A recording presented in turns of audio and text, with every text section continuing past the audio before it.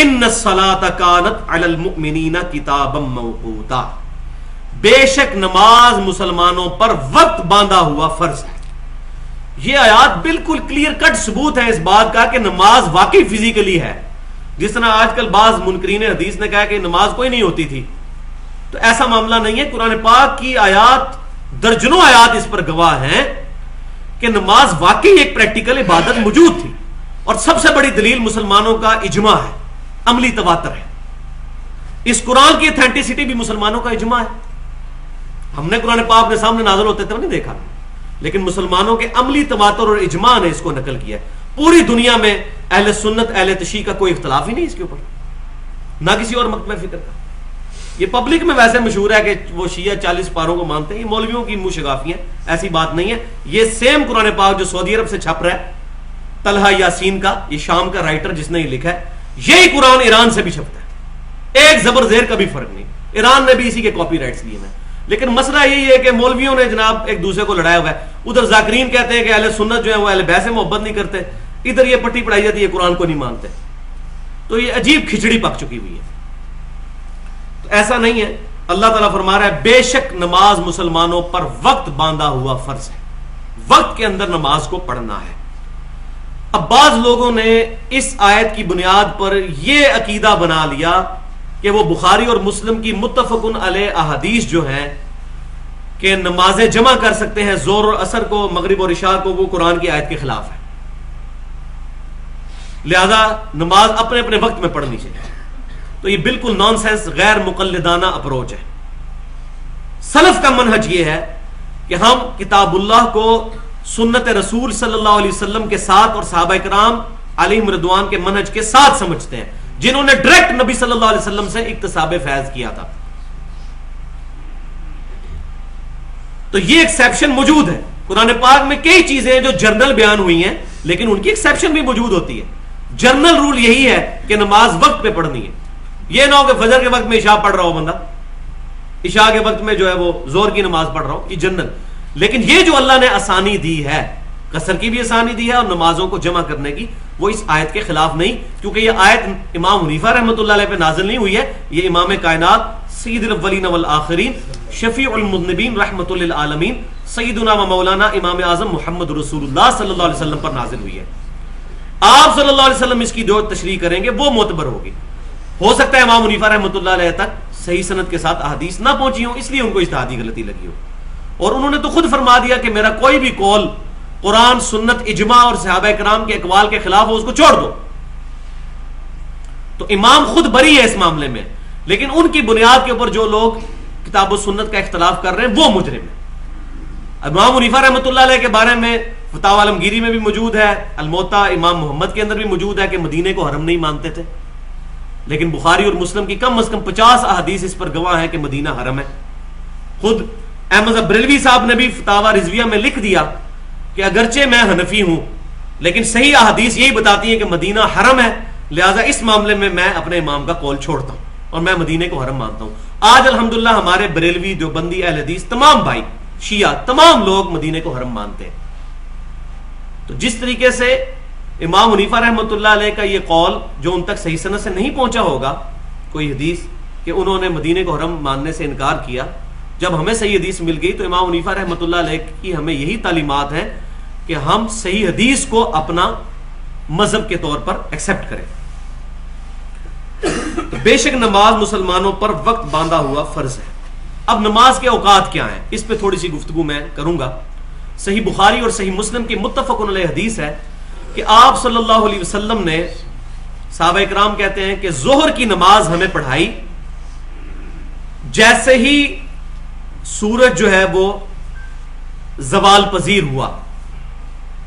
زوال کو بھی سمجھ لیں، زوال کیا ہے کہ سورج صبح کے وقت طلوع ہوتا ہے اور شام کے وقت غروب ہوتا ہے. تو یہ روزانہ ایک ٹریک سے گزرتا ہے ود رسپیکٹ ٹو زمین. اب اس سائنٹیفک ہم ریسرچ کے پیچھے نہیں پڑتے، ظاہر ہے کہ وہ زمین سورج کے گرد گھومتی ہے، اس میں تو کوئی شک نہیں. اسی میں کہہ رہا ہوں ریلیٹو موشن جو ہے سورج کی زمین کے اعتبار سے کہ سن جو ہے وہ رائز ہوتا ہے اور سن سیٹ ہوتا ہے، صبح طلوع ہونا اور شام کو غروب ہونا. تو اس دوران جتنا ٹائم بنتا ہے 10 گھنٹے یا 12 گھنٹے یا 13 یا 14 گھنٹے، ان کا جو سینٹر بنے گا نا سورج کے اپنے ٹریک کے دوران، جب سورج سینٹر میں پہنچے گا اس سے جیسے ہی تھوڑا سا آگے جائے گا تو سورج زوال ہوگا، تو ظہر کا وقت شروع ہو جائے گا۔ وہ صحیح بخاری اور مسلم میں متفق علیہ حدیث موجود ہے کہ 3 اوقات میں نماز پڑھنا منع ہے۔ ایک جب ایگزیکٹ سینٹر میں ہو سورج، اس کے فوراً بعد نماز ظہر کا وقت شروع ہوگا۔ جب ایگزیکٹ سینٹر میں ہوگی، یا سورج طلوع ہو رہا ہوگا یا سورج ایگزیکٹ غروب ہو رہا ہوگا، ان 3 اوقات کے اندر نماز پڑھنا منع ہے، کیونکہ یہ شیطان کے اوقات ہیں۔ ان اوقات کے اندر سورج کی پوجا کرنے والے لوگ سورج کو سجدہ کیا کرتے تھے، ہمیں منع کر دیا گیا۔ صرف ایک ایکسیپشن دی گئی کہ اگر کسی کی اثر اس دن رہ گئی ہو تو وہ پڑھ سکتا ہے۔ وہ صحیح بخاری اور مسلم کی متفق علیہ حدیث ہے، جس نے طلوع فجر سے پہلے 1 رکعت پا لی تو اس نے فجر کی نماز پڑھ لی، اور جس نے غروب آفتاب سے پہلے 1 رکعت عصر کی پا لی تو اس نے عصر کی نماز پڑھ لی۔ لیکن یہ مجبوری کی حالت میں، اس کو روٹین نہیں بنانا، ورنہ صحیح مسلم کے اندر موجود ہے کہ منافق کی نماز ہے کہ سورج زرد ہونے کا انتظار کرتا ہے، پھر 4 ٹھونگے مارتا ہے، اس میں ذکر بھی اللہ کا نہیں کرتا اور فارغ ہو جاتا ہے۔ یہ منافق کی نماز ہے، نماز عصر کو ڈیلے کرنا۔ اور نماز عصر صلاۃ الوسطیٰ ہے، سب سے زیادہ تاکید کی گئی۔ بخاری اور مسلم کی متفق علیہ حدیث ہے کہ کسی کی نماز عصر کا چھوٹ جانا اسی طرح ہے جس طرح اس کا مال اور اولاد اور اس کے سارے گھر والے سب کچھ لوٹ لیا جائے۔ یہ اتنی امپورٹنٹ نماز ہے صلاۃ العصر۔ تو ظہر کا وقت زوال کے فوراً بعد شروع، جیسے ہی سورج سینٹر سے تھوڑا سا آگے جائے گا۔ پھر عصر کا وقت اس وقت شروع ہوگا جب کسی بھی ورٹیکل چیز کا، کھڑی ہوئی چیز کا، یا انسان ہو یا بال پوائنٹ زمین میں سیدھا ورٹیکل گاڑ لیا جائے، اس کا سایہ اپنے سائے کے برابر پلس سایہ اصلی۔ یہ سایہ اصلی بیچ میں جمع کرنا بہت ضروری ہے، اس پر اجماع ہے۔ ضعیف حدیث بھی ملتی ہے لیکن اس پر اجماع ہے، ورنہ ہر علاقے کے اندر مصیبت بن جائے گی نماز کے اوقات کے اندر۔ سایہ اصلی کیا ہوتا ہے؟ سایہ اصلی یہ ہوتا ہے کہ سورج اپنے ٹریک کے دوران، جب فجر کے بعد طلوع آفتاب ہوتا ہے اور غروب تک اپنے ٹریک کے دوران جب سینٹر میں پہنچتا ہے تو اس وقت جو ایک ورٹیکل چیز جو کھڑی ہوئی ہے اس کا جو سایہ ہوتا ہے، کم سے کم سایہ، وہ گرمیوں کے اندر تقریباً 0 ہی ہو جاتا ہے، سردیوں کے اندر تھوڑا سا ہوتا ہے، انسان کے سائے کے تقریباً آدھے تک پہنچ ہی جاتا ہے، وہ اس کو کہتے ہیں سایہ اصلی۔ وہ روزانہ مختلف ہوتا ہے، اس کو کہتے ہیں سایہ اصلی۔ لہذا یہ جو عصر کے بارے میں بخاری اور مسلم میں آیا کہ جب انسان کا 1 مثل سایہ ہو جائے تو وہ عصر کی نماز کا وقت شروع ہو جائے گا، تو 1 مثل پلس وہ سایہ اصلی شامل ہے، سایہ اصلی کے بعد 1 مثل۔ لہذا ہمارے یہ جہلم کا جو نقشہ لگا ہوا ہے نماز کے اوقات والا، یہ غلط ہے، عصر کی نماز والا۔ آج یہاں 25 فروری 2012 کو عصر کا وقت میں نے دیکھا لکھا ہوا ہے 3:11، تو وہ انہوں نے 1 مثل کے اوپر بنا دیا ہوا ہے، اعلیٰ سایہ اصلی جمع کرنا ہے۔ آج عصر کا وقت شروع ہوا ہے دراصل 3:30 میں۔ تو یہ نماز کے جو اوقات والے بھی لگے ہوئے ہیں، یہ بھی کم از کم کوئی اسلام آباد میں نقشہ ٹھیک ہے، ادھر میں نے چیک کر لیا ہے 3:30 پہ آج عصر داخل ہو رہی ہے، اور جیلم اور اسلام آباد کا 3 منٹ کا فرق ہے، 3 منٹ مائنس کر دیں تو 3:30 آ جائے گا۔ ادھر نقشہ ٹھیک بنا ہوا ہے، سافٹ ویئر بھی بنے ہوئے ہیں، آپ خود چیک کر کے دیکھ لیجیے۔ تو سایہ اصلی پلس 1 مثل، تو یہ عصر کا وقت۔ پھر عصر کا افضل وقت 2 مثل تک رہتا ہے، اس کے اندر پڑھ لیجیے۔ اس سے لیٹ کریں گے تو میں نے بتایا کہ منافق کی نماز ہوگی۔ مغرب کا وقت ہوگا جب سورج غروب ہو جائے، یہ بخاری اور مسلم کی وہ حدیث میں کنٹینیو کر رہا ہوں۔ اور پھر آپ صلی اللہ علیہ وسلم نے عشاء کی نماز پڑھائی جب شفق غائب ہو گیا، یعنی غروب آفتاب کے بعد مغرب کے اندر، ہمارے ملک کے اندر مغرب کے اندر ایک سرخی سی ہوتی ہے، جب وہ سرخی غائب ہو جائے تو عشاء کا وقت شروع ہو جاتا ہے۔ اب انگلینڈ کے اندر وہ سرخی رات کو 2:30-3 بجے جا کے غائب ہوتی ہے، یہ بھی پرابلم ہوتا ہے۔ تو سرخی جب غائب ہوگی تو اس وقت پھر عشاء کا وقت شروع ہوگا۔ اور عشاء کا وقت نبی صلی اللہ علیہ وسلم عشاء کو عموماً ڈیلے کر کے پڑھا کرتے تھے، تھوڑی دیر کر کے، باقی ساری نمازوں کو اول وقت میں پڑھتے تھے۔ اور پھر اسی حدیث میں بخاری اور مسلم میں ہے کہ نبی صلی اللہ علیہ وسلم فجر کی نماز تاریکی کے اندر ادا فرمایا کرتے تھے۔ البتہ جامع ترمذی میں ایک حدیث ملتی ہے کہ نبی صلی اللہ علیہ وسلم نے فرمایا کہ افضل نماز یہ ہے کہ جب خوب روشنی ہو جائے اس وقت فجر کی نماز پڑھی جائے۔ لیکن امام ترمذی رحمۃ اللہ علیہ نے اس پہ سلف کا منہج بھی لکھ دیا کہ امام شافعی اور امام احمد بن حنبل فرماتے ہیں کہ اس سے مراد یہ ہے کہ صبح کاذب کے وقت نہ پڑھ لی جائے. دو صبح ہوتی ہیں، ایک صبح صادق ہوتی ہے، ایک صبح کاذب. یعنی ختم سحری سے پہلے بھی ہلکی سی روشنی نکلتی ہے، وہ فجر کا وقت نہیں شروع ہوا ہوتا لیکن روشنی ہوتی ہے. جب وہ روشنی صحیح پھیلے اور ختم سحری ہو جائے، صبح صادق ہو جائے اس وقت، تو اس سے مراد وہ روشنی پھیلنا ہے. لیکن یہ بھی موجود ہے کہ سیدنا معاویہ رضی اللہ تعالیٰ عنہ جو ہیں وہ کافی ڈیلے کر کے فجر کی نماز پڑھا کرتے تھے. بہرحال طلوع آفتاب سے پہلے پہلے جو فجر پڑھ لے گا تو پڑھ سکتا ہے. تاریکی کے معاملے میں بھی کوئی اختلاف نہیں ہے. رمضان شریف کے اندر ہمارے بریلوی، دیوبندی، اہل حدیث تمام بھائی اول وقت میں ہی فجر پڑھ رہے ہوتے ہیں، اور عام دنوں میں جو بیچارے اول وقت میں پڑھتے ہیں ان کو یہ کہتے ہیں دیکھو جی اتنی جلدی یہ نماز کھڑی کر دیتے ہیں. تو خود دوگلی پالیسی کی ہوئی ہے اپنے نفس کی پیروی کرتے ہوئے. ہم نہ ان کو تان کرتے ہیں نہ ان کو تان کرتے ہیں. کوئی لیٹ پڑھتا ہے تب بھی ٹھیک ہے، کوئی مسئلہ نہیں ہے. طلوع آفتاب سے پہلے پہلے پڑھ لی تو بالکل ٹھیک ہے. اچھا، صحیح مسلم میں ڈیٹیل کے ساتھ یہ چیز موجود ہے نماز کے اوقات. اس میں پھر آتا ہے کہ عشاء کا وقت آدھی رات تک رہتا ہے اور عصر کا وقت سورج زرد ہونے تک رہتا ہے. یہ دو باتیں ہیں. اس حدیث سے بعض لوگوں نے یہ دھوکہ کھایا کہ عشاء کا وقت آدھی رات کے بعد ختم ہو جاتا ہے. آدھی رات سے مراد کیا ہے کہ غروب آفتاب کے وقت آپ شروع کریں اور فجر کا وقت شروع ہونے تک پوری رات اس کا نصف کر لیں، وہ آدھی رات. تو یہ بھی سلف کے منہج کے خلاف ہے. اصل میں صحیح مسلم میں تو عدم ذکر ہے، لیکن مصنف ابن ابی شیبہ میں ہمیں ڈیٹیل کے ساتھ پھر یہ بات پتہ چلتی ہے کہ افضل وقت عشاء کا آدھی رات تک ہے. البتہ عشاء کا وقت فجر تک رہتا ہے، کیونکہ سیدنا ابو ہریرہ رضی اللہ تعالیٰ عنہ کہتے ہیں کہ جس شخص نے فجر کا وقت شروع ہونے سے پہلے پہلے عشاء پڑھ لی تو اس نے کوئی دیر سے نماز نہیں پڑھی، اس کی نماز ہو گئی. اب اگر کوئی کہنے جی مسلم میں تو آدھی رات ہے، تو اس میں آپ پھر وہ کیوں بھول گئے کہ مسلم میں ساتھ یہ بھی لکھا ہوا ہے کہ عصر کا وقت سورج زرد ہونے تک رہتا ہے. اور بخاری مسلم میں موجود ہے جس نے غروب آفتاب سے پہلے ایک رکعت بھی پا لی اس نے عصر پڑھ لی.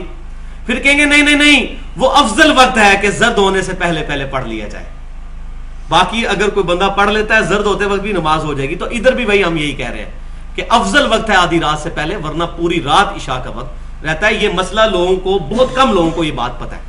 حنفی تو اس پہ عامل ہیں، وہ by chance he by default چل رہے ہیں اس پہ.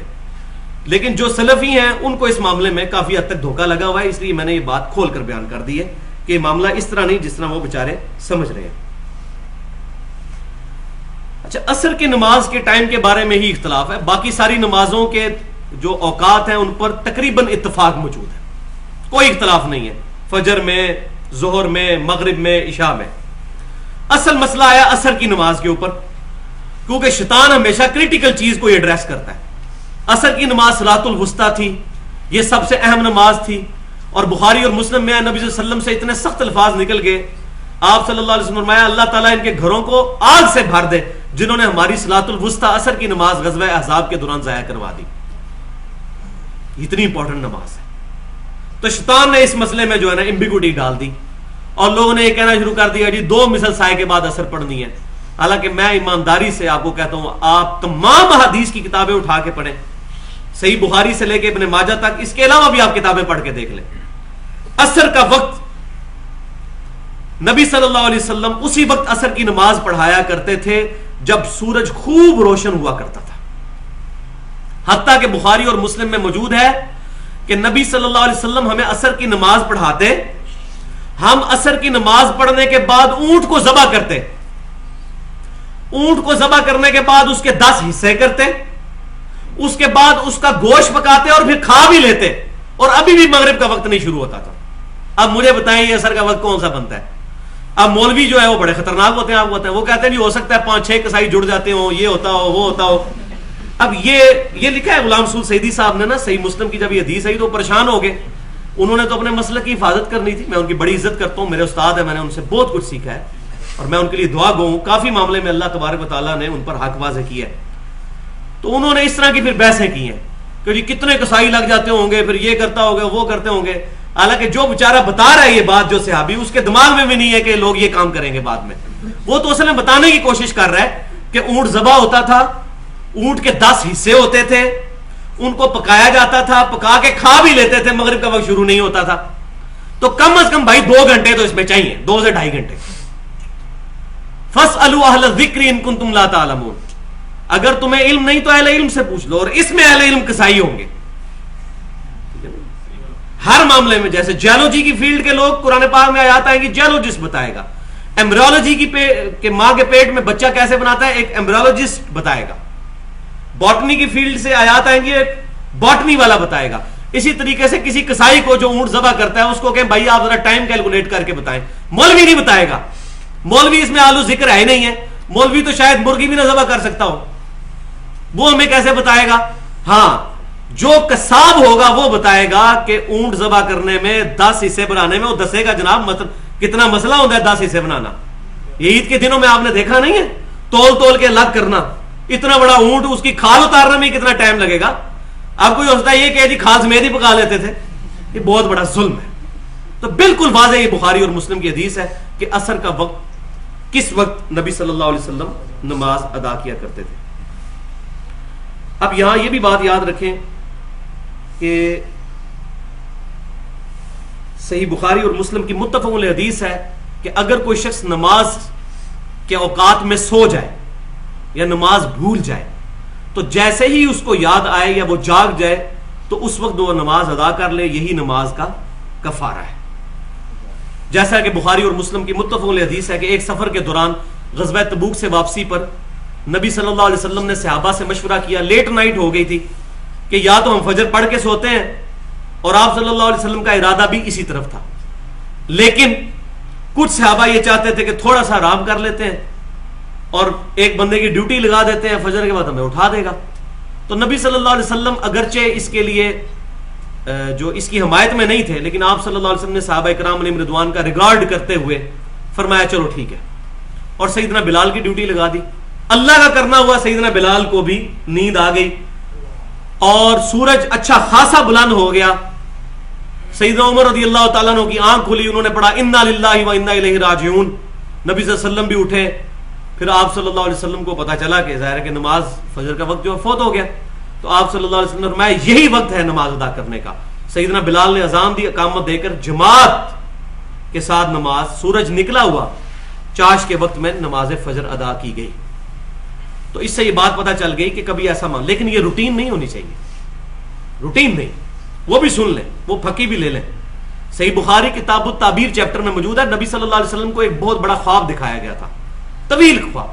اس میں آپ صلی اللہ علیہ وسلم کو پہلا منظر یہی دکھایا گیا تھا کہ ایک شخص ہے جس پر عذاب یہ ہو رہا ہے کہ ایک بھاری بھرگم پتھر فرشتے اٹھا کے اس کے سر پہ مارتے ہیں, اس کا سر فلیٹ ہو جاتا ہے. بولے اعوذ باللہ, تکلیف کے ساتھ. کیا تکلیف ہوگی؟ پھر اس کا سر صحیح ہوتا ہے, پھر فرشتے پتھر مارتے ہیں, اور مسلسل یہ عذاب جاری ہے. صحیح بخاری میں. یہ کسی عام بندے کا خواب نہیں, نبی صلی اللہ علیہ وسلم کا خواب, وحی الہی. اور آپ صلی اللہ علیہ وسلم کو بعد میں بتایا گیا, اس کے علاوہ بھی اور مناظر دکھائے گئے, اور اینڈ پہ بتایا گیا کہ آپ نے جو پہلا منظر دیکھا تھا یہ اس شخص کے بارے میں تھا جس نے قرآن یاد کر کے بھلا دیا تھا اور نماز کے اوقات میں سو جایا کرتا تھا. لہذا تصویر کے دونوں رخ سامنے رکھے. یہ نہیں ہے کہ ایک بندہ کہ جی میری نیت تو تھی رات کو 2:30 بجے سو رہا ہے اور فجر کے وقت آنکھ نہیں کھلی, جی میری نیت تھی. ایسا نہیں. اہتمام کر کے, جس کو فکر ہوگی فجر کے وقت اٹھنے کی, وہ ضرور اہتمام کر کے رات کو سوئے گا, ٹائم کے اوپر الارم لگائے گا. اگر آج اناؤنسمنٹ ہو جائے کہ جس نے فجر کی نماز جماعت سے نہیں پڑھی اس کو چوک میں کھڑا کر کے اس کی قمیض اتار کے جو ہے وہ 50 کوڑے لگائے جائیں گے گورنمنٹ کی طرف سے, تو دیکھ لیں لوگوں کی کس طرح آنکھ کھلے گی. اور اس کے برعکس اگر لالچ دی جائے کہ جو فجر کی نماز تکبیر اولیٰ کے ساتھ پہلی صف میں پڑھے 5,000 روپیہ فی نماز دیا جائے گا اس کو گورنمنٹ آف پاکستان کی طرف سے, دوسری صف والے کو 3,000, تیسری والے کو 1,000, تو کیا حال ہے؟ پہلی صف میں جگہ ملے گی؟ کبھی نہیں ملے گی. اور یہ فتویٰ, گاڑا فتویٰ سن لیں نبی صلی اللہ علیہ وسلم سے. صحیح بخاری کے اندر موجود ہے, نبی صلی اللہ علیہ وسلم نے فرمایا کہ منافق کے اوپر عشاء اور فجر کی نماز بھاری ہے. منافق پہ, جس کا کنوکشن والا ایمان نہیں ہے, جس کا کنوکشن والا ایمان ہوگا اس کے لیے کوئی پرابلم نہیں ہوگا, اس کے لیے نمازیں بھاری نہیں ہوگی. قطعاً نہیں ہو سکتا کہ اس کے لیے نمازیں بھاری. ہم یہاں میں ضمناً ایک آپ کو ایک نیو مسلم امریکن, اب نیو مسلم بھی نہیں رہا, اس کو مسلمان ہوئے بھی تقریباً 15-20 سال ہو چکے ہیں, اس کی کتاب بھی چھپی تھی انگلش میں، اردو میں ترجمہ ہوا، سر تسلیم خم ہے، سمعنا و اطعنا۔ تو امریکن مسلمان تھا، بڑی لمبی اس کی سٹوری ہے، اس میں وہ کہتا ہے مسلمان ہونے کے بعد سب سے مشکل میرے لیے فجر کی نماز تھی، لیکن ظاہر ہے وہ نیو مسلم تھا، کوئی ہماری طرح کا روایتی مسلمان تو نہیں تھا جس کے ذہن میں کہیں بات ہو گیا اللہ تعالیٰ بڑا غفور رحیم ہے، معاف کر دے گا، جو مرضی کرو، یا اللہ جو کچھ بھی ہے تیرے محبوب کی امت سے ہے۔ نعوذ باللہ من ذالک۔ نبی صلی اللہ علیہ وسلم کا مبارک نام مس یوز کرتے ہیں ہم لوگ۔ تو وہ نیو مسلم تھا، وہ کہتا ہے فجر کی نماز میرے لیے بڑی مشکل تھی، تو میں نے 3 گھڑیاں خریدی، اندازہ کریں۔ مثلا فجر کی نماز اگر 5 بجے ہے نا، تو اس نے گھڑی کے اوپر الارم لگایا، ایک گھڑی کے اوپر 4:30 کا الارم، اور اس کو اپنے سرانے رکھ لیا۔ دوسری گھڑی کے اوپر اس نے 4:40 کا الارم لگایا اور گھر اپنے بستر سے تھوڑا سا دور ڈائننگ ٹیبل کے اوپر یا کسی ٹیبل پہ رکھ دیا، اور تیسری گھڑی کا اونچا الارم لگایا، اس کو 4:50 کا الارم لگایا اور اس کو واش روم کے دروازے کے پاس رکھ دیا۔ کہتا ہے جب رات کو نیند کے وقت پہلا الارم بولتا تھا، پہلے کو تو میں ویسے ہی نیند میں بند کیا کرتا تھا جس طرح لوگ کر دیتے ہیں آج نماز کے لیے۔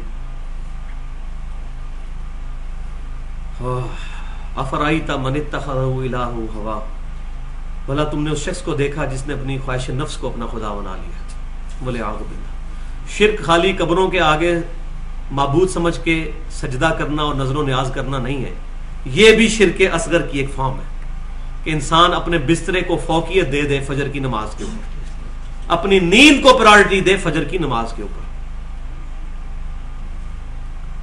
تو کہتا ہے پہلا الارم میں بند کر دیتا، پھر کیا ہوتا 10 منٹ بعد دوسرا الارم، اس کے لیے وہ کہتا ہے مجھے بسترے سے اٹھ کے ذرا دور جانا پڑتا، تھوڑے قدم چلتا، تھوڑی سی نیند جو ہے وہ کھل جاتی، وہ الارم بھی بند، پھر آگے لیٹ جاتا، پھر ہلکی سی آنکھ آتی، تیسرا الارم جب بولتا 4:50 والا، اور وہ تھا واش روم کے دروازے کے آگے، کہتا وہاں تک پہنچتا، پھر میں اپنے دل کو کہتا واش روم کے دروازے پہ آ گئے، چلو اندر واش بیسن پہ جا کے وضو کرو، فجر کی نماز پڑھ ہی لو۔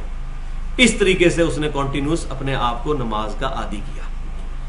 لیکن ادھر مسئلہ ہے کہ مسلمانوں کو ان کے بال سفید ہو جاتے ہیں، ابھی ان کو بتانا پڑتا ہے کہ جناب داڑھی رکھنا سنت ہے، ان کو بھی سمجھانا پڑتا ہے، عورتوں کو بتانا پڑتا ہے کہ چہرے کا نقاب کرنا امہات المومنین رضی اللہ عنہن کی سنت ہے۔ یہ ہم مسلمانوں کو سمجھاتے سمجھاتے تھک جاتے ہیں، اور ایک غیر مسلم مسلمان ہوتا ہے تو وہ دیکھ لیں۔ یوسف ایسٹس پروٹیسٹنٹ عیسائی تھا، وہ کہتا ہے میں اتنا امیر تھا کہ میرے ایک چیک پہ میں بوئنگ 747 خرید سکتا تھا، اتنا امیر پادری امریکہ کے اندر، مسلمان ہوا 80s کے اندر۔ وہ کہتا ہے کہ مجھے ایک عیسائی عورت کا فون آیا، وہ کہنے لگی جی میں قرآن پاک پڑھنے کے بعد اس رزلٹ پہ پہنچی ہوں کہ اسلام ہی سب سے ٹرو ریلیجن ہے، تو میں اسلام قبول کرنا چاہتی ہوں، لیکن میں حجاب نہیں کر سکوں گی، یہ ذرا مشکل کام ہے۔ تو یوسف ایسٹس کہتا ہے کہ میں نے اس کو کہا خیر ہے تم مسلمان تو ہو جاؤ نا، حجاب بعد میں دیکھی جائے گی۔ تو اس نے پتا کیا جواب دیا آگے سے، اس نے کہا وہ مسلمان ہوگی عورت جو حجاب نہیں کرتی ہوگی، جبکہ میں نے خود قرآن و سنت میں یہ بات پڑھی ہے کہ مسلمان عورت کو حجاب کا کتنی سختی سے حکم ہے، یعنی میں مسلمان رہ جاؤں گی پڑھنے کے بعد بھی اور حجاب پہ میں عمل نہ کروں۔ یعنی اس نے یہ چیز اپنے اوپر فکس کر لی کہ ہو مسلمان اور اللہ اور اس کے محبوب صلی اللہ علیہ وسلم کا نافرمان ہو، یہ ہو ہی نہیں سکتا۔ لیکن مسلمان کو نہیں یہ بات سمجھ آئے گی، تو کہنے لگی کہ یہ کیسے ہو سکتا ہے کہ میں کلمہ بھی پڑھوں لا الہ الا اللہ اور محمد رسول اللہ صلی اللہ علیہ وسلم کو اپنا امام بھی مانوں اور مرضی اپنی خواہش نفس کی کروں، یہ ہو ہی نہیں سکتا۔ تو کہنے لگی نہیں اس طرح تو میں ایمان نہیں لے کر آؤں گی۔ پھر وہ کہتا ہے کہ جی 5-6 مہینے گزرے تو اس نے مجھے فون کیا کہ اب میں نے اپنے آپ کو اس حالت میں مضبوط کر لیا کہ میں ایمان کے لیے تیار ہوں، مجھے کلمہ پڑھا کر مسلمان کرو۔ پھر وہ مسلمان ہو گئے۔ لیکن یہاں میں ایک شرعی مسئلہ بتا دوں، یوسف ایسٹس نے جو اس کو مشورہ دیا تھا وہ بالکل ٹھیک تھا کتاب و سنت کے مطابق، کیونکہ اس دوران اگر اس کی موت آ جاتی تو وہ دوزخ میں چلی جاتی۔ اس کو کوئی دلیل نہ بنائے، کلمہ پڑھا کر مسلمان ضرور کر لینا چاہیے تاکہ اللہ کی بارگاہ میں جنت پکی ہو جائے۔ جس طرح کہ مسند امام احمد میں صحیح سند کے ساتھ حدیث موجود ہے، نبی صلی اللہ علیہ وسلم ایک یہودی لڑکے کی موت کے وقت اس کے سراہنے گئے. باپ اس کا یہودی تھا، اب باپ کے ڈر کی وجہ سے وہ کلمہ نہیں پڑھتا تھا، تو نبی صلی اللہ علیہ وسلم نے آخری وقت اس کو کوشش کی اور آپ صلی اللہ علیہ وسلم نے اس کو کہا کہ تم میری رسالت کی گواہی دے دو، میں اللہ کے حضور تمہارے لیے دعا کروں گا. وہ اپنے باپ کی طرف دیکھنے لگا، پھر اللہ تعالیٰ نے اس کو ہمت دی، اس نے کلمہ پڑھا اور وہ دنیا سے رخصت ہو گیا. تو نبی صلی اللہ علیہ وسلم کا چہرہ مبارک کھل اٹھا کہ میرا ایک امتی دوزخ سے بچ کر جنت میں جانے والا بن گیا. تو آخری وقت تک کوشش کرنی چاہیے. کوئی پتہ نہیں انسان کے اوپر کوئی لمحہ ایسا آ جائے کہ اس کو بات سمجھ آ جائے. تو بات کہاں سے کہاں نکل گئی، نماز کے اوقات سے اور پھر فجر کی نماز سے. آخر میں آپ کو آج کے درس کے حوالے سے یہ آخری بات بتا دوں کہ آپ پیچھے 2-3 منٹ رہ گئے کہ آج 25 فروری 2012 ہے. تو آج ہمارے جہلم شہر کے اندر فجر کا وقت 5:18 پر شروع ہوا. یعنی 5:18 سے پہلے آپ عشاء کی نماز پڑھ سکتے ہیں، لیکن بہتر یہ ہے کہ آدھی رات سے پہلے پڑھیں. ختم سحری ہوتے ہی 5:18 پہ فجر کا وقت شروع. پھر طلوع آفتاب ہوا 6:38 پر، 6:38 پر سورج نکل آیا. اس کے بعد تھوڑی دیر کے لیے نماز پڑھنا منع ہے. اس میں بھی بڑا اختلاف ہے، بعض لوگ کہتے ہیں 15 منٹ، بعض کہتے ہیں 17 منٹ، بعض کہتے ہیں 9 منٹ، بعض کہتے ہیں 20 منٹ. حالانکہ حدیث میں کہیں یہ بات موجود نہیں، سوائے اس کے کہ ایگزیکٹ اس وقت میں نماز پڑھنا حرام ہے جب سورج باہر نکل رہا ہو. مثلا یہ سورج نکل رہا ہے تو سورج ہلکا سا اپنا منہ باہر نکالے گا، جب یہ پوری ٹکیا اس کی باہر آ جائے گی نا تو وہ پورا باہر نکل آیا تو نماز پڑھ سکتے ہیں. تو یہ زیادہ سے زیادہ 8-9 منٹ ہی بنتے ہیں. کوئی احتیاط کرنی ہے 10-12 منٹ کر لیں، ورنہ سورج کی ٹکیا جیسے ہی باہر آ جائے گی پوری، وہ ٹرانزیشن جو پیریڈ ہے باہر نکلنے کے دوران کے آدھا اندر آدھا باہر، اس دوران نماز پڑھنا حرام ہے. جیسے ہی باہر آئے آپ اشراق پڑھ سکتے ہیں. اور میں نے دیکھا ہے وہ 5-7 منٹ کے اندر ہی سورج فوراً باہر آ جاتا ہے. تو نماز آپ فجر کی اس وقت پڑھ سکتے ہیں اگر کسی کی رہ گئی ہو، اور سنت بھی ساتھ پڑھیں گے. اور یہاں یہ بھی مسئلہ سن لیں کہ افضل یہی ہے کہ فجر کی سنتیں اگر کسی کی چھوٹ جائیں تو وہ اشراق کے وقت میں پڑھے. فجر کے فرضوں کے فوراً بعد پڑھنا بھی جائز ہے. جامع ترمذی میں ضعیف سند کے ساتھ اور صحیح ابن خزیمہ میں اور ابن حبان میں صحیح سند کے ساتھ موجود ہے، ایک صحابی نے فجر کے فرضوں کے بعد 2 رکعتیں پڑھی تھیں اپنی والی، تو نبی صلی اللہ علیہ وسلم نے اس پہ خاموشی اختیار فرمائی تھی. جواز موجود ہے، لیکن جامع ترمذی میں صحیح سند کے ساتھ موجود ہے. عبداللہ بن عمر رضی اللہ تعالیٰ عنہ فرماتے ہیں کہ جس کی فجر کی سنتیں چھوٹ جائیں وہ اشراق کے وقت میں پڑھے. اور اس میں یہ شرط بھی نہیں ہے کہ بیٹھا رہے اتنی دیر. یہ نہ حنفی شرط لگاتے ہیں اور نہ باقی لوگ لگاتے ہیں، یہ لوگوں نے خود بنائی ہوئی یہ شرط. تو فجر کی سنتیں اس وقت میں پڑھیں، وہی افضل ہے. اشراق کے وقت کے اندر آ کے فجر کی 2 سنتیں ادا کر لی جائیں. تو وہ وقت 4 سے 5 منٹ. پھر طلوع فجر ہوا 6:38 پہ. 6:38 میں آپ 10 منٹ جمع کر لیں، 6:48 کے بعد آپ اشراق پڑھ سکتے ہیں. اور نبی صلی اللہ علیہ وسلم سورج کے اچھا خاصا بلند ہونے تک، صحیح مسلم میں حدیث ہے، مسجد میں بیٹھے رہتے تھے، اشراق پڑھ کے جایا کرتے تھے. پھر یہ اشراق کا وقت کب تک رہے گا؟ جب تک کہ ظہر کا وقت شروع نہیں ہو جاتا، اس سے 5-7 منٹ پہلے تک. سورج درمیان میں نہیں جب تک پہنچ جاتا، وہ دوسرا مکروہ وقت آئے گا. جب سورج ایگزیکٹ درمیان میں ہو، یعنی ظہر کا وقت داخل ہوتے وقت، یعنی 12:19 پہ آج ظہر کا وقت داخل ہوا ہے، تو 12:19 میں سے 10 منٹ نکال لیں، یعنی 12:09 سے پہلے اشراق یا چاشت یا اوابین یا دوحا، یہ تمام ایک ہی نماز کے نام، کوئی اور فرق نہیں ہے. یہ ساری منہ شگافی ہیں. اوابین کی نماز بھی یہی ہے، صحیح مسلم میں موجود ہے. اوابین کی نماز یہ ہے کہ جب اونٹنی کے بچے کے پاؤں گرم زمین پر جلنے لگیں اس وقت توبہ کرنے والوں کی نماز ہے. اوابین کی نماز جو مغرب کے بعد 6 نفل پڑھے جاتے ہیں وہ ضعیف سند سے موجود ہیں، صحیح سند سے نہیں. وہ اوابین نہیں، اوابین یہی اشراق، چاشت، دوحا، اوابین، یہ ساری نمازیں دن کی نمازیں یہی ہے. 2 سے لے کر 12 رکعت تک. 4 رکعت عموماً صحابہ کرام سے ثابت ہے. تو ظہر کا وقت شروع ہوا 12:19 پہ. تو 12:19 سے 10 منٹ پہلے تک آپ کوئی نماز اس 10 منٹ میں نہیں پڑھ سکتے. 12:19 کے فوراً بعد ظہر پڑھ سکتے ہیں کسی بھی وقت. پھر ظہر کا وقت رہے گا عصر تک. 3:30 پہ آج عصر شروع ہو رہی ہے ہمارے جہلم کے اندر. تو تمام نمازیں ایک دوسرے کے اندر داخل ہوتی ہیں سوائے فجر کے. فجر کی نماز کے وقت کے بعد 5-7 منٹ کا وقفہ ہوتا ہے. باقی زور ختم ہوگی، اثر شروع ہوگی، اثر ختم ہوگی، مغرب شروع ہوگی. لیکن وہ زرد ہونے سے پہلے پڑھنا میں پہلے بتا چکا. تو آج مغرب کا وقت ہے 6:01. تو 6:01 سے بھی آپ 10 منٹ پہلے مائنس کر لیں. اس دوران بھی کوشش کریں نماز نہ پڑھیں، وہ منافق کی نماز ہے. لیکن اگر لیٹ ہو گئی ہے تو پڑھ سکتے ہیں. اور عشاء کی نماز 7:21 پہ آج جہلم کے اندر وقت داخل ہو رہا ہے عشاء کی نماز کا. تو 7:21 تک عشاء کی نماز پڑھی جا سکتی ہے. یہ جو بات کہتے ہیں تارے نظر آ جائے تو نماز ہی نہیں ہوتی، ایسا نہیں ہے. تو 6:01 سے 7:21 تک 1 گھنٹہ 20 منٹ سے لے کر 1 گھنٹہ 38 منٹ تک ہمارے اس ایریے کے اندر مغرب کا وقت ویری کرتا رہتا ہے. پورے سال میں 1 گھنٹہ 20 منٹ تو رہتا ہی رہتا ہے. اور عشاء کا وقت پھر فجر تک رہے گا، لیکن افضل وقت ہے آدھی رات تک. فجر کا وقت یعنی کہ 5:18. اور آخری مسئلہ اس میں سن لیجئے، وہ یہ ہے کہ فجر کے وقت بعض لوگ امام جماعت کرا رہا ہوتا ہے، پیچھے سنتے پڑھ رہے ہوتے ہیں. بخاری اور مسلم کی متفق علیہ حدیث ہے کہ جب فرض نماز کی اقامت کہہ لی جائے اس کے بعد کوئی نماز جائز نہیں ہے. تو جب فجر کی نماز کھڑی ہو جاتی ہے پیچھے آگے سنتے نہ پڑھیں، یہ سخت ناپسندیدہ عمل ہے، بلکہ ایسی سنتیں باطل ہیں. جب بعد میں فوراً بعد بھی پڑھ سکتے ہیں اور اشراق کے وقت بھی پڑھ سکتے ہیں. اگر آپ کو جلدی ہے تو فوراً بعد پڑھ لیں، اور اگر آپ بیٹھ سکتے ہیں تو افضل وقت ہے اشراق کے وقت میں فجر کی سنتے پڑھیں. لیکن اس طریقے سے فرضوں کا مذاق نہ اڑائیں. دوسری طرف اپنی حالت یہ ہے کہ کوئی امام کے پیچھے سورہ فاتحہ پڑھ لے، اس کو کہتے ہیں دیکھیں جی امام قرات کر رہے ہیں، پیچھے فاتحہ پڑھ رہے ہوتے ہیں، قرات نہیں سنتے. اور خود امام قرات کر رہا ہے، پیچھے نماز پڑھ رہے ہوتے ہیں. تو کتنا ظلم ہے.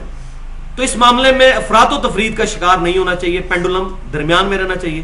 آج میری کوشش تھی میں کافی سارا کور کروں گا، لیکن یہ مسائل بڑے ضروری تھے، کیونکہ ان مسائل کو آج کل کوئی پازیٹیو انداز میں فرقہ واریت سے بالا تر ہو کر بہت کم لوگ ہیں جو ایڈریس کرتے ہیں. اللہ تعالیٰ سے دعا ہے جو میں نے حق بات کہی ہمارے دلوں میں راسخ فرمائے. اگر میرے منہ سے کوئی غلط بات نکل گئی تو ہمارے دلوں سے معاف کر دے. اسی طرح پچھلی دفعہ سورۃ النساء کی آیت نمبر 103 کے تحت یہ جو آیت ہم نے پڑھی تھی، ان الصلاۃ کانت علی المؤمنین کتابا موقوتا، بے شک نماز مسلمانوں پر وقت باندھا ہوا فرض ہے. اس آیت کے تحت نماز کے اوقات کے حوالے سے اور نماز کی امپورٹنس کے حوالے سے میں نے تقریباً 35 منٹ گفتگو کی تھی. اس میں بھی کچھ چیزیں ایسی ہیں جو میں سمجھتا ہوں کہ آج بیان کر دوں اسی کانٹیکسٹ میں مزید. وہ اس لیے کہ نماز مسلمانوں کے لیے اہم ترین فرض ہے. اللہ تبارک و تعالیٰ نے سورہ مریم کے اندر باری باری کئی انبیاء کرام علیہ السلام کا ذکر کیا ہے. سیدنا ابراہیم علیہ السلام، سیدنا اسماعیل علیہ السلام، سیدنا ادریس علیہ السلام، سیدنا زکریا علیہ السلام، مختلف پروفٹس کا ذکر کر کے پھر اس کو کنکلوڈ کیا ہے آیت نمبر 58 کے اندر. تمام انبیاء کا ذکر اکٹھا کر کے فرمایا کہ ان کے اندر یہ خوبی تھی کہ یہ اللہ تعالیٰ کی طرف رجوع لانے والے تھے، اور جب ان کو اللہ کی آیات سنائی جاتی تھی تو یہ سجدے میں گر جایا کرتے تھے. اس کے بعد فوراً بعد اللہ تبارک و تعالیٰ نے ارشاد فرمایا سورہ مریم آیت نمبر 59، بسم اللہ الرحمن الرحیم، فخلف من بعدہم خلف اضاعوا الصلاۃ، پھر ان انبیاء کے بعد ان کے جانشین وہ بنے جو ناخلف لوگ تھے. اور ان کی کیا تھی خصوصیت؟ نٹوریس خصوصیت ان کی کیا تھی؟ اضاعوا الصلاۃ، انہوں نے نمازوں کو ضائع کیا. واتبعوا الشہوات، اور شہوات کی پیروی کی. فسوف یلقون غیا، تو ان قریب ہم انہیں غی کے اندر داخل کریں گے، دوزخ کے عذاب کے اندر داخل کریں گے، والعیاذ باللہ تعالی. تو انبیاء کرام علیہ السلام کے ماننے والے بھی، ان کے پیروکار بھی جو ان کے بعد جانشین ہوئے، اگر وہ بھی نمازوں کو ضائع کریں گے تو ان کے لیے بھی دوزخ ہے. بالکل کلیئر کٹ یہ آیت آ گئی. پھر سورہ المدثر کے اندر آیت نمبر 40 سے لے کر 44 تک جنتی جو ہیں وہ دوزخیوں سے پوچھیں گے. جنتی جنت میں ہوں گے، دوزخی دوزخ میں ہوں گے. تو جنتی جو ہیں وہ پوچھیں گے دوزخیوں سے، فی جنات یتساءلون، جنت میں ہوتے ہوئے وہ سوال کریں گے دوزخیوں سے، عن المجرمین، مجرموں سے، ما سلککم فی سقر، تمہیں دوزخ میں کس چیز نے پہنچا دیا. قالوا لم نک من المصلین، وہ کہیں گے ہم نماز نہیں پڑھا کرتے تھے. یہ ہے بڑی وجہ. اس کے بعد اور بھی وجوہات آئیں گی، لیکن پہلی بڑی وجہ دوست کی یہ بتائیں گے کہ ہم نماز نہیں پڑھا کرتے تھے. والعیاذ باللہ تعالی. صحیح بخاری اور مسلم کی متفق علیہ حدیث ہے کہ اسلام کی بنیاد 5 چیزوں پر ہے. اس میں کلمے کے بعد اللہ کی توحید اور نبی صلی اللہ علیہ وسلم کی رسالت کی گواہی دینے کے بعد پہلی چیز آپ صلی اللہ علیہ وسلم نے بیان فرمائی نماز قائم کرنا. پھر صحیح بخاری اور مسلم کی متفق علیہ حدیث ہے کہ عبداللہ بن مسعود رضی اللہ تعالیٰ عنہ کہتے ہیں میں نے نبی صلی اللہ علیہ وسلم سے پوچھا کہ اللہ تعالیٰ کو سب سے بڑھ کر محبوب عمل کون سا ہے؟ تو آپ صلی اللہ علیہ وسلم نے ارشاد فرمایا بندے کا وقت کے اندر نماز ادا کرنا، یہ سب سے بڑھ کر محبوب عمل ہے. اور اس کا سائملٹینیس کنٹراسٹ کیا ہے؟ وہ صحیح مسلم میں کتاب الایمان چیپٹر میں حدیث موجود ہے کہ نبی صلی اللہ علیہ وسلم نے فرمایا کہ بندے کے اسلام اور کفر کے درمیان جو فرق ہے وہ نماز ہے. اگلا مطلب آپ خود سمجھیں. اور جامعہ ترمذی اور سنن نسائی اور سنن ابن ماجہ میں صحیح حدیث ہے کہ جس نے نماز ترک کر دی گویا کہ اس نے کفر کیا، یعنی اس کا عمل کافروں والا ہے. عقیدے میں تو مسلمان ہی رہے گا جب تک کہ نماز کی فرضیت کا انکار نہ کرے، لیکن یہ اس کا عمل کافروں والا ہے. کسی مسلمان کو زیب نہیں دیتا کہ وہ نماز کو چھوڑے. اور پھر اس کا انجام کیا ہونا ہے؟ وہ سنن ابی داؤد کے اندر صحیح سند کے ساتھ حدیث ہے کہ قیامت والے دن سب سے پہلا سوال نماز کے بارے میں ہوگا. جس کی نماز صحیح نکلی اس کے باقی سارے معاملات صحیح ہوتے چلے جائیں گے، اور جس کی نماز صحیح نہ ہوئی اس کے باقی سارے معاملات خراب ہوتے چلے جائیں گے. والعیاذ باللہ تعالی. اور کیا خراب ہوں گے؟ وہ مسند امام احمد کے اندر حدیث صحیح سند کے ساتھ موجود ہے کہ نبی صلی اللہ علیہ وسلم نے فرمایا کہ جو نماز کا اہتمام کرنے والا ہے نماز اس کے لیے نور اور نجات اور قیامت والے دن اللہ تعالیٰ کے حضور اس کے لیے دلیل ہوگی، اور جو نمازوں کو ضائع کرنے والا ہے اس کے لیے قیامت والے دن نماز نہ دلیل ہوگی نہ نور اور نہ نجات، الٹا اس کا حشر فرعون قارون اور حامان کے ساتھ ہوگا. والعیاذ باللہ تعالی. اور صحیح بخاری اور مسلم کی متفق علیہ حدیث ہے کہ فجر اور عشاء یہ 2 نمازیں منافقین پر بھاری ہیں. اگر یہ اس کی اہمیت کو جان لیتے تو سرین کے بل گھسٹتے ہوئے مسجد میں آ کے نماز ادا کرتے. اور یہاں یہ بھی یاد رکھیں بخاری اور مسلم کی متفق علیہ حدیث ہے کہ جو مرد گھروں میں نماز پڑھ لیتے ہیں اور مسجد میں نہیں آتے، آپ صلی اللہ علیہ وسلم نے فرمایا کہ میرا دل کرتا ہے کہ میں اپنی جگہ کسی اور کو امام مقرر کروں اور ان لوگوں کے گھروں کو آگ لگا دوں جو مسجد میں آ کے جماعت کے ساتھ نماز ادا نہیں کرتے، اگر مجھے عورتوں اور بچوں کا خیال نہ ہو. یہ رحمت للعالمین صلی اللہ علیہ وسلم کا گاڑا فتویٰ ہے جو سارے جہان کے لیے رحمت ہے، لیکن اللہ تبارک و تعالیٰ کے حقوق کے معاملے میں آپ صلی اللہ علیہ وسلم کسی کا لحاظ فرمانے والے نہیں ہیں. اور صحیح بخاری اور مسلم کی متفق علیہ حدیث ہے کہ جماعت کے ساتھ نماز کا ثواب 27 گنا ہے ایز کمپیئر ٹو کہ کوئی شخص اکیلے پڑھے. تو یہ ثواب ہے، لیکن جماعت کے ساتھ نماز پڑھنا obligation بھی ہے، فرض بھی ہے مرد کے لیے، عورت کے لیے نہیں ہے. اب تھوڑی سی مزید گفتگو نمازوں کے اوقات کے حوالے سے میں ضروری سمجھتا ہوں، کیونکہ نمازوں کے اوقات کا علم حاصل کرنا ہر مسلمان پر فرض ہے. جب نماز فرض ہے تو نماز سے ریلیٹڈ تمام چیزیں، طہارت کا علم، نماز کے اوقات کا علم، یہ حاصل کرنا فرض ہے. آج کل گھڑیاں بنی ہوئی ہیں، اس کی وجہ سے کوئی زیادہ مشکل نہیں ہوتی. پوری دنیا کے اندر ٹائم ٹیبلز نماز کے موجود ہیں، اور اس وقت دنیا کو سٹینڈرڈ ٹائم کے اعتبار سے 24 ٹائم زونز کے اندر تقسیم کیا گیا ہے. گرین وچ ٹائم کو ریفرنس مانتے ہوئے +12 اس طرف اور -12 اس طرف 24 ٹائم زون ہے. ہر ٹائم زون 1 گھنٹے کو ریپرزینٹ کرتا ہے. مثال کے طور پر پاکستان جو ہے یہ GMT +5 میں ہے. +5 اس کا ٹائم زون ہے ایز کمپیئر ٹو گرین وچ ٹائم. سعودی عرب +3 میں ہے، یعنی جب پاکستان کے اندر عصر کا وقت ہوگا تو 2 گھنٹے کا فرق ہے سعودی عرب کے ساتھ. وہ +3 میں، ہم +5 میں. تو سعودی عرب میں اس وقت ظہر کا وقت ہوگا، اور جب ہمارا مغرب کا وقت آئے گا ان کا عصر کا وقت آ جائے گا 2 گھنٹے کے فرق کے ساتھ. تو اس طریقے سے مختلف سافٹ ویئر بھی بنے ہوئے ہیں جو نماز کی ٹائمنگ کے لیے آپ انٹرنیٹ سے ڈاؤن لوڈ کر سکتے ہیں. اس میں ایک سافٹ ویئر میں ضروری سمجھتا ہوں یہاں بتانا، صلاۃ ٹائم کے نام سے، صلاۃ ٹائم کے نام سے آپ گوگل میں لکھیں تو آپ کو ایک سافٹ ویئر مل جائے گا جس میں 6 ملین ولیجز، ٹاؤنز اور سٹیز کے نقشہ اوقات رکھے ہوئے ہیں، یعنی 60 لاکھ شہروں، گاؤں اور قصبوں کے نماز اوقات اس سافٹ ویئر کے اندر موجود ہے. آپ جہلم کے لیے نکلیں، اس کا پورا نقشہ اوقات بھی نکل آئے گا، بلکہ قبلے کی ڈائریکشن بھی وہ بتا دے گا کہ جہلم میں قبلہ جو ہے وہ مغرب سے تقریباً 14 ڈگری جنوب کی طرف ہے. یہی اسلام آباد کا بھی ہے، ایگزیکٹ مغرب میں نہیں، یہاں لوگوں کو یہی پتا ہے کہ مغرب کی طرف منہ کر کے نماز پڑھنا ہے، تو مغرب سے جنوب کی طرف 14 ڈگری ہے پنڈی کا اور جہلم کا. اسی طریقے سے آپ جب مختلف علاقوں میں جائیں گے تو مختلف اعتبار سے اس میں آتا چلا جائے گا.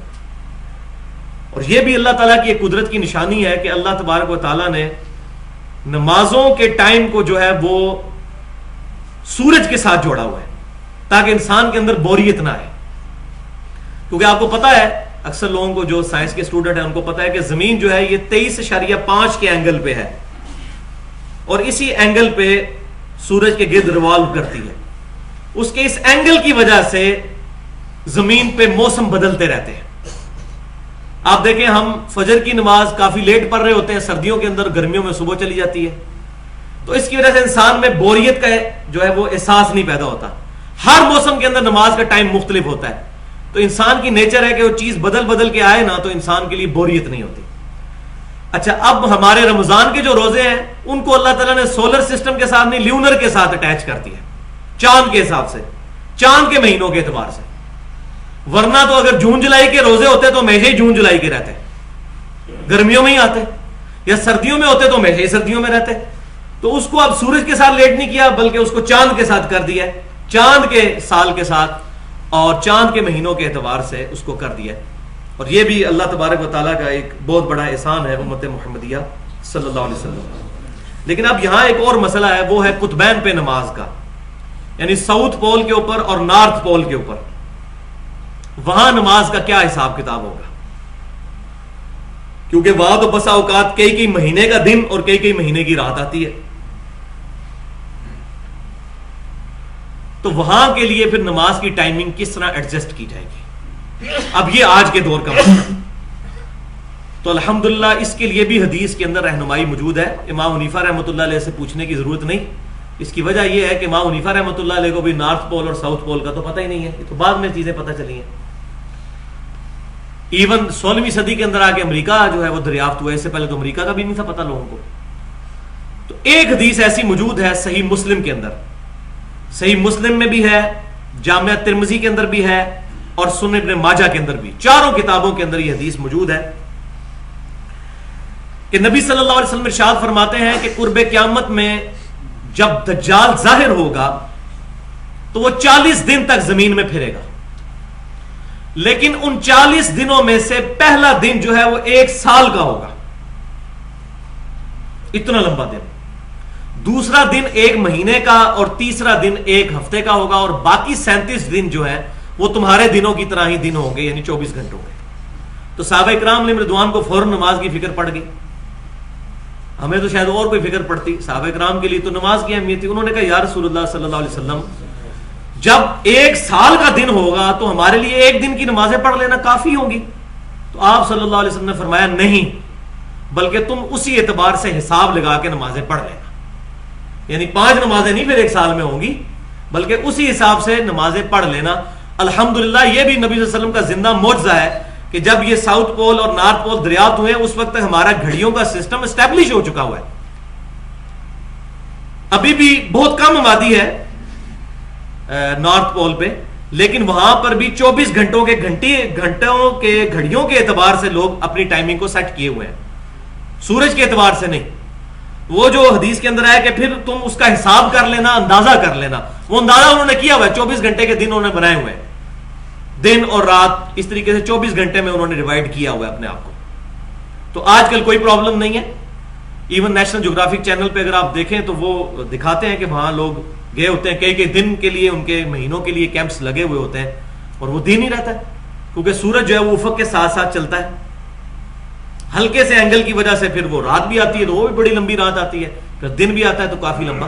تو آج کل اس اعتبار سے کوئی پرابلم نہیں، بلکہ گھڑیوں کی وجہ سے نمازیں وہاں اگر 6 مہینے کا دن ہوتا ہے تو 6 مہینے کی نمازیں پوری پڑھنی ہوگی، روزانہ کے اعتبار سے 5 نمازیں، اور الحمدللہ وہ آج کے اعتبار سے اللہ تبارک و تعالیٰ نے اسی وقت اس کی ڈسکوری کی ہے انسانیت کے لیے کہ جب لوگوں کے لیے گھڑیاں اسٹیبلش ہو چکی ہوئی ہیں۔ اب اس کانٹیکسٹ میں آخری چیز جو امپورٹنٹ میں نے ڈسکس کرنی تھی وہ یہ ہے کہ ہمیں نوافل کا اہتمام ضرور بالضرور کرنا چاہیے، یہ بہت ضروری ہے نوافل کا اہتمام، خصوصاً وہ نوافل جو سنت مؤکدہ ہیں، تاکید شدہ نوافل۔ وہ صحیح بخاری اور مسلم کی متفق علیہ حدیث ہے کہ ام حبیبہ رضی اللہ تعالی عنہا کہتی ہیں، جو سیدنا معاویہ رضی اللہ تعالیٰ عنہ کی بہن تھیں اور نبی صلی اللہ علیہ وسلم کی بیوی ام المومنین، وہ کہتی ہیں کہ نبی صلی اللہ علیہ وسلم نے ارشاد فرمایا جو فرض نماز کے علاوہ 12 رکعتیں پڑھے گا، 12 رکعتیں، اللہ تعالیٰ اس کے لیے جنت میں محل بنائے گا۔ پھر پوچھا گیا وہ 12 رکعتیں کون سی ہیں؟ تو ام حبیبہ رضی اللہ تعالیٰ عنہا نے نبی صلی اللہ علیہ وسلم کے ریفرنس سے ارشاد فرمایا وہ 12 رکعتیں یہ ہیں: 4 رکعتیں ظہر سے پہلے، 2 ظہر کے بعد، کتنی ہو گئی؟ 6، 2 مغرب کے بعد 8، 2 عشاء کے بعد 10، اور 2 فجر سے پہلے 12، یہ 12 رکعتیں۔ اور صحیح مسلم میں سیدہ عائشہ رضی اللہ تعالیٰ عنہا کی حدیث ہے کہ وہ کہتی ہیں کہ نبی صلی اللہ علیہ وسلم 4 رکعت میرے حجرے میں ادا فرمایا کرتے، پھر ظہر کی نماز پڑھانے کے بعد واپس حجرے میں آ کے 2 رکعت ادا فرمایا کرتے، وہی 6 رکعتیں ہوں گی۔ پھر آپ صلی اللہ علیہ وسلم مغرب کی نماز پڑھا کر میرے حجرے میں 2 رکعتیں ادا کرتے، 8۔ پھر آپ صلی اللہ علیہ وسلم عشاء کی نماز پڑھا کر میرے حجرے میں 2 رکعتیں ادا کرتے، 10۔ اور پھر انہوں نے وتر کا بھی ساتھ ذکر کیا، اس کے بعد کہا کہ فجر سے پہلے پھر آپ صلی اللہ علیہ وسلم فجر کی جماعت کرانے سے پہلے 2 رکعتیں ادا کرتے، 12 رکعتیں۔ لہذا جو سیدنا ابن عمر رضی اللہ تعالیٰ عنہ کا اثر ملتا ہے صحیح بخاری میں کہ وہ یہ کہتے ہیں کہ میں نے نبی صلی اللہ علیہ وسلم کو ظہر سے پہلے 2 رکعتیں پڑھتے ہوئے بھی دیکھا ہے، تو وہ عدم ذکر ہے کیونکہ یہاں مرفوع حدیث مل گئی۔ ہو سکتا ہے کہ ابن عمر نے 2 رکعتیں پڑھتے ہوئے دیکھا ہو، نبی صلی اللہ علیہ وسلم 2 رکعتیں گھر پڑھ کے آئے ہوئے ہوں، کیونکہ آپ صلی اللہ علیہ وسلم تو 4 رکعتوں کو بھی 2 کر کے ہی پڑھا کرتے تھے، جو صحیح مسلم میں حدیث ہے کہ آپ صلی اللہ علیہ وسلم چاہے دن کے نفل پڑھے چاہے رات کے، 2 رکعت سے زیادہ نہیں پڑھا کرتے تھے اکٹھے۔ اسی لیے تراویح کی نماز بھی 2 رکعت کر کے ہوتی ہے، تو ظہر کی سنتیں بھی 2 کر کے پڑھنی افضل ہے، البتہ 4 پڑھنے بھی صحابہ سے ثابت ہے اور کسی صحابی کی مخالفت نہیں، لہٰذا وہ بھی ٹھیک ہے، لیکن افضل یہ ہے کہ 2 کر کے پڑھی جائیں۔ تو یہ 12 رکعتیں ضرور پوری کرنی چاہیے، بلکہ صحیح بخاری میں یہاں تک ہے نبی صلی اللہ علیہ وسلم ایک دفعہ کوئی ڈیلیگیشن آپ کو ملنے کے لیے آیا تو آپ صلی اللہ علیہ وسلم سے ظہر کی بعد والی 2 سنتیں چھوٹ گئیں، تو آپ صلی اللہ علیہ وسلم نے عصر کی نماز پڑھنے کے بعد وہ 2 سنتیں ادا کی، یعنی وہ کوٹا پورا کیا 12 رکعتوں کا۔ تو یہ 12 رکعتیں ضرور بالضرور پوری کرنی ہے، اس کا اہتمام کریں۔ سنت مؤکدہ، تاکید کی گئی سنتیں، اور یہاں پہ صحیح حدیث سنن ابی داؤد کی بھی یاد کر لیں کہ آپ صلی اللہ علیہ وسلم نے فرمایا قیامت والے دن جب کسی کے فرائض کے اندر کمی نکلے گی تو اللہ تبارک و تعالی ارشاد فرمائے گا فرشتوں دیکھو میرے بندے کے کوئی نوافل ہیں تو ان کو اب فرضوں کی جگہ تول لو۔ تو نوافل ہوں گے تو پھر تولے جائیں گے نا بھائی، اگر فرض پڑھ کے ہی بھاگ جانا ہے تو پھر تو یہ ظلم ہے۔ اور آپ صلی اللہ علیہ وسلم اس کا اہتمام فرمایا کرتے تھے ان 12 رکعتوں کا۔ اس کے علاوہ بھی جتنی رکعتیں ملتی ہیں، عصر سے پہلے 4 رکعتیں، عشاء سے پہلے رکعتیں، اور تہجد، اسی طریقے سے اشراق کی نماز، اور باقی جتنے نوافل ہیں وہ جتنے مرضی پڑھیں۔ مغرب سے پہلے 2 رکعتیں بھی ثابت ہیں نبی صلی اللہ علیہ وسلم سے، لیکن وہ آپ صلی اللہ علیہ وسلم کی روٹین میں نہیں ہے نوافل، لیکن اگر کوئی پڑھے گا تو اس کے لیے ثواب ہے، آخرت کا ذخیرہ انشاءاللہ اس کے لیے اکٹھا ہو جائے گا۔ اب ابو داؤد اور ترمذی کی وہ حدیث بھی یاد کر لیں کہ نبی صلی اللہ علیہ وسلم نے فرمایا کہ جب بچہ 7 سال کا ہو جائے تو اس کو اپنے ساتھ نماز پڑھاؤ، اور جب 10 سال کا ہو جائے پھر اس کو مار کے نماز کے لیے آمادہ کرو اور اس کا بسترا بھی الگ کر دو۔ افسوس کی بات ہے ہمارے پاکستان میں جب گھڑیاں آگے کی گئیں تو میں نے اسلام آباد کی سڑکوں پہ دیکھا ہے کہ ہم فجر کی نماز پڑھ کے اندھیرے میں باہر نکل رہے ہوتے تھے، اور چھوٹے چھوٹے بچوں کو لے کے عورتیں سڑک کے اوپر کھڑی ہوتی تھیں، وہ گھڑیاں آگے تھیں نا تو اسکول جلدی لگ جاتا تھا، اور وہی عورتیں اپنے بچوں کو نماز کے لیے نہیں اٹھاتی الا ماشاء اللہ۔ تو اب اسکول کے لیے تو اٹھا لیا، کیونکہ وہ دنیا کا نقصان ہے، آخرت کا نقصان برداشت کر لیا۔ تو اس معاملے میں یہ بات یاد رکھیں کہ ہر گھر کے سرپرست کی، خصوصاً یہاں تو مرد بیٹھے ہوئے، آپ لوگوں کی رسپانسبلٹی ہے، اوبلیگیشن ہے آپ کے اوپر کہ اپنے گھر والوں کو زبردستی نماز کے لیے جگانا ہے، کوئی لحاظ نہیں کرنا اس معاملے میں، اگر باقی گھر والوں سے ہمدردی ہے۔ اگر ہمدردی نہیں ہے اور آخرت کا عذاب میں ان کو گرفتار دیکھنا چاہتے ہیں تو پھر تو ٹھیک ہے، لیکن نعوذ باللہ کوئی شخص نہیں چاہے گا کہ اس کی اولاد دوزخ میں جائے، اس کی بیوی بچے دوزخ میں جائیں، تو پھر نماز کا اہتمام کرنا بہت ضروری ہے، نماز کے لیے تاکید دلانا بہت ضروری ہے۔ لیکن نماز سنت کے مطابق ہونی چاہیے۔ میں بار بار عرض کر چکا ہوں، صحیح بخاری کے اندر سیدنا حذیفہ بن یمان رضی اللہ تعالیٰ عنہ کے بارے میں آتا ہے، انہوں نے ایک شخص کو نماز پڑھتے ہوئے دیکھا، وہ رکوع اور سجدے صحیح نہیں کر رہا تھا، تو آپ رضی اللہ تعالیٰ عنہ نے اس کو پاس بلا کر کہا کہ اگر تو اسی طریقے سے نماز پڑھتا رہا تو اس طریقے پر نہیں مرے گا جو اللہ تعالیٰ نے محمد صلی اللہ علیہ وسلم کو عطا کیا ہے۔ لہٰذا نماز محمدی سیکھنا بہت ضروری ہے۔ خود ہم نے ایفرٹ کر کے صحیح بخاری اور مسلم کھول کر نماز محمدی صلی اللہ علیہ وسلم کا طریقہ دیکھنا ہے اور اس کو اڈاپٹ کرنا ہے۔ یہ نہ ہم پوری زندگی جو ہے وہ سنت کے مطابق نماز ہی نہ پڑھتے رہے ہوں، پھر قیامت والے دن اللہ کے حضور کیا منہ دکھائیں گے۔ تو اسی لیے اسی ضرورت کے پیش نظر ہمارا ایک ریسرچ پیپر آ چکا ہے، نماز محمدی صلی اللہ علیہ وسلم صحیح احادیث کی روشنی میں۔ 140 احادیث صرف 4 صفحوں کے اندر سمو دی گئی ہیں، ایک انسائکلوپیڈیا یہ 4 صفحوں میں سمندر پوزے میں بند ہے۔ یہ ہماری ویب سائٹ جو ہے ahlsunnatpak.com، اس پہ اس کی سافٹ کاپی بھی PDF فارم میں رکھی ہوئی ہے۔ ابھی درس کے بعد بھی ہم سب کو یہ پمفلٹ ضرور دیتے ہیں، رسول اللہ صلی اللہ علیہ وسلم کی آخری وصیتیں، امام الانبیاء کی دعوت قرآن صلی اللہ علیہ وسلم، 10 کمانڈمنٹس اور چوتھا یہ پمفلٹ، تو یہ درس کے بعد آپ کو مل بھی جائے گا۔ اس میں نماز کا پورا طریقہ لکھا ہوا ہے، پھر پوری ڈیٹیل کے ساتھ بھی وہاں ریسرچ پیپر ایک اور بھی رکھا ہوا ہے، اس کو بھی آپ ڈاؤن لوڈ کر کے تو نماز کے طریقے کے حوالے سے نبی صلی اللہ علیہ وسلم کی نماز سے متعلق رہنمائی حاصل کر سکتے ہیں۔ لہٰذا یہ گفتگو ہماری الحمدللہ اس حوالے سے کنکلوڈ ہوئی۔